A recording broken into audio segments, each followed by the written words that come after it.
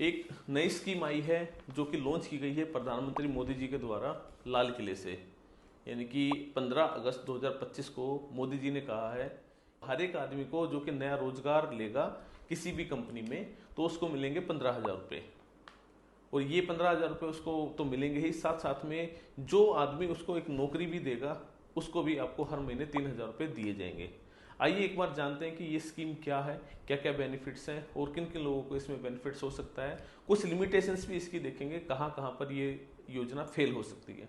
देखिए, सबसे पहले मोदी जी ने कहा है कि भाई हम अगले 2 साल में हम लगभग 3.5 करोड़ के आसपास नई एम्प्लॉयमेंट जनरेट करेंगे थ्रू प्राइवेट सेक्टर। तो इसमें उन्होंने कहा कि लगभग 1 लाख करोड़ का उन्होंने बजट रखा है। उस बजट के अकॉर्डिंग ही अलग अलग लोगों को इंसेंटिव दिए जाएंगे, साथ साथ में जो लोग नौकरी देंगे अलग अलग लोगों को तो उनको भी एक पर्टिकुलर अमाउंट का इंसेंटिव हर मंथ के तौर पे दिया जाएगा। तो देखिए, इसमें सबसे इंपॉर्टेंट बात ये है कि ये जो इंसेंटिव मिलेगा ना वो सिर्फ उन्हीं लोगों को मिलेगा जिनको नौकरी मिली है 1 अगस्त 2025 से लेके 31 जुलाई 2027 तक। तो लगभग 2 साल का टाइम पीरियड है। अगर 2 साल के टाइम पीरियड के अंदर आपको कोई भी जॉब मिली है और वो जॉब आपको फर्स्ट टाइम मिली है, सबसे इंपॉर्टेंट बात जो है वो ये है कि फर्स्ट टाइम आपको एम्प्लॉयमेंट मिलनी चाहिए। अगर आपने एक जॉब छोड़ी है, अगर आपने एक जॉब ली है, उससे कुछ टाइम पीरियड के बाद अगर आपने कोई दूसरी जॉब पकड़ ली तो आपको इंसेंटिव नहीं मिलेगा। ठीक है, तो देखिए जो इंसेंटिव मिलेगा ना वो आपको 2 पार्ट में मिलेगा, पार्ट ए और पार्ट बी। पार्ट ए सिर्फ एम्प्लॉय के लिए यानी कि जिनको नौकरी चाहिए, पार्ट बी जो है वो उनके लिए है जिनको जो नौकरी देंगे, यानी कि अपना जो कोई बिजनेस है, उनका कोई फैक्ट्री है या वटेवर कुछ भी हो सकता है। तो सरकार ने कहा है कि जो फैक्ट्री लगाते हैं, जो एम्प्लॉयमेंट देते हैं, उनको भी हम कुछ न कुछ पैसे देंगे। तो देखिए, सबसे पहले जो एम्प्लॉई है यानी कि फर्स्ट टाइम जिसका ईपीएफओ के अंदर अपना रजिस्ट्रेशन है, पीएफ डिपार्टमेंट के अंदर उसका रजिस्ट्रेशन हुआ है पहली बार, उसको मिलेंगे पूरे 15,000 रुपये, लेकिन वो 2 किस्तों में। 2 किस्तों में कैसे? तो पहले जो 7,500 रुपये हैं वो उनको मिलेंगे 6 महीने के बाद। यानी कि आपने नौकरी ली और नौकरी करने के 6 महीने तक आप उसी संस्था में काम कर रहे हो तो आपको 7,500 रुपये मिलेंगे। और जैसे ही आपके टोटल 12 महीने पूरे हो जाएंगे तो आपको 7,500 रुपये की सेकंड इंस्टॉलमेंट भी दे दी जाएगी। और जब ये सेकंड इंस्टॉलमेंट मिलेगी तो उस टाइम पे आपको एक छोटा सा फाइनेंशियल लिटरेसी प्रोग्राम भी आपको कंप्लीट करना होगा। उसकी डिस्क्रिप्शन अभी आई नहीं है तो वो बाद में दी जाएगी, किस प्रकार का एक टेस्ट होगा, कुछ और होगा या कोई एजुकेशनल सिस्टम प्रोग्राम गवर्नमेंट चलाएगी। दूसरा, इस पे एक रेस्ट्रिक्शन ये है कि आपका कुछ पैसा सेविंग अकाउंट में ब्लॉक हो जाएगा। यानी कि गवर्नमेंट चाहते हैं कि आपकी कुछ सेविंग की हैबिट्स हो, डेवलप हो। यार आईटीआर यार जो इनकम टैक्स का न्यू रिजीम है उसमें तो गवर्नमेंट कह रही है कि भाई आप सेविंग करो ही मत। गवर्नमेंट तो प्रमोट कर रही है कि सेविंग ना ही की जाए, क्योंकि ओल्ड टैक्स रिजीम जो था उसके अंदर तो सेविंग्स जो भी आप करते थे 1.5 लाख रुपए तक की तो उसके ऊपर आपको छूट मिलती थी। तो थोड़ा सा कॉन्ट्राडिक्टरी है। इनकम टैक्स कह रहा है कि भैया सेविंग मत करो, सरकार कह रही है कि भैया कुछ सेविंग करो, कुछ पैसा आपका ब्लॉक कर दिया जाएगा। तो ये स्कीम थी आपकी एम्प्लॉय के लिए। अब एम्प्लॉयर को भी कुछ मिलेगा। एम्प्लॉयर को मिलेगा हर महीने 3,000 रुपये पर मंथ।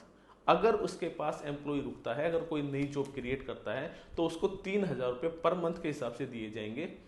लेकिन अगर आपकी फैक्ट्री है, देखिए अलग अलग टाइप के व्यापार है, एम्प्लॉयर कोई सर्विस सेक्टर से भी हो सकता है, तो सर्विस सेक्टर वालों को सिर्फ 2 साल तक लगातार 3,000 रुपये पर मंथ दिए जाएंगे। अगर कैलकुलेशन देखी जाए तो 12 महीने मल्टीप्लाइड बाय 3, 36,000 रुपये पहले साल और 36,000 रुपये दूसरे साल। लेकिन अगर आपने कोई फैक्ट्री खोली है और उसके अंदर अगर आप किसी को फ्रेश एम्प्लॉयमेंट दे रहे हैं तो उस केस में आपको 4 साल तक लगातार 3,000 रुपये मिलेंगे, यानी कि 36,000 रुपये मल्टीप्लाइड बाय 4। लेकिन इसमें एक रेस्ट्रिक्शन ये है कि जो भी एम्प्लॉयर है और उसके पास 50 से कम एम्प्लॉय है तो उसको कम से कम 2 एम्प्लॉय को अपने पास 6 महीने तक रखना होगा, लगातार उसको नौकरी देनी होगी। और यही अगर आपके पास 50 से ज्यादा लोग काम करते हैं तो उस केस में आपको कम से कम 5 लोगों को 6 महीने तक नौकरी पे रखना होगा, तभी आप इस टाइप का जो इंसेंटिव है वो क्लेम कर सकते हैं। तो गवर्नमेंट ने अपनी तरफ से खूब एफर्ट्स किए हैं देश में एम्प्लॉयमेंट को बढ़ाने के लिए। मुझे लगता है देयर आर सर्टेन लिमिटेशंस कि जो इस योजनाओं की, बट मुझे लगता है कि इस योजना में ना कुछ लिमिटेशंस हैं, ठीक है, वो हमें एक बार जरूर से भी जरूर देखना पड़ेगी, तभी जाके ये योजना सक्सेसफुल हो सकती है। देखिए लिमिटेशंस क्या क्या है। सबसे पहली लिमिटेशन ये है कि एम्प्लॉई जो कि जिसको 15,000 रुपये मिलेंगे, एक साल में मिलेंगे, तो लगभग 1250 रुपये उसको पर मंथ मिलेंगे। तो जो कॉस्ट ऑफ लिविंग में है उसके अंदर उसका कोई बहुत ज़्यादा मेजर एडवांटेज नहीं मिल रहा।